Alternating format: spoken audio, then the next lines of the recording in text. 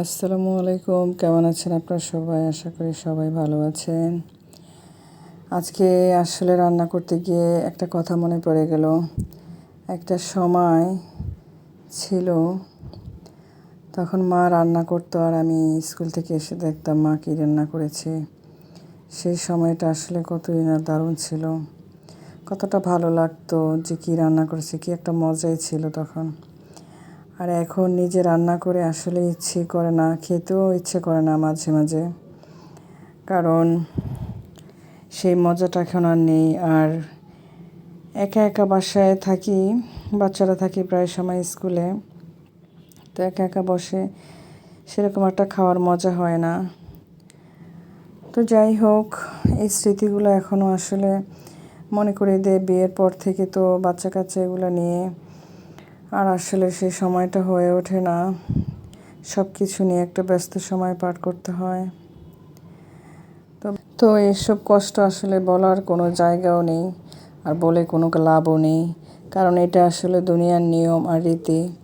তো আস্তে আস্তে এভাবে সব কিছু পুরনো হয়ে যায়, আর এগুলো আমাদের অতীতের স্মৃতি হয়ে থাকে। খুবই খারাপ লাগে, ওই সময়গুলোর কথা অনেক মনে পড়ে। তো আর আজকে আমরা রান্না করলে আসলে বাচ্চারা আসে, মা কী রান্না করেছো, কী করলে।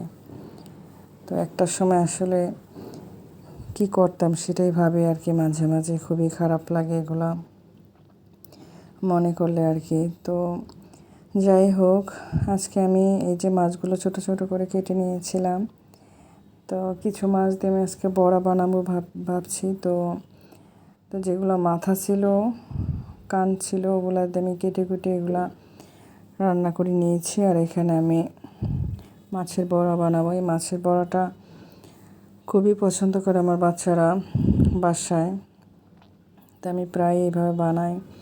এই বড়াটা এতটাই মজা হয় কি বলবো। এখানে আমি আসলে বিশেষ কিছু দেই না।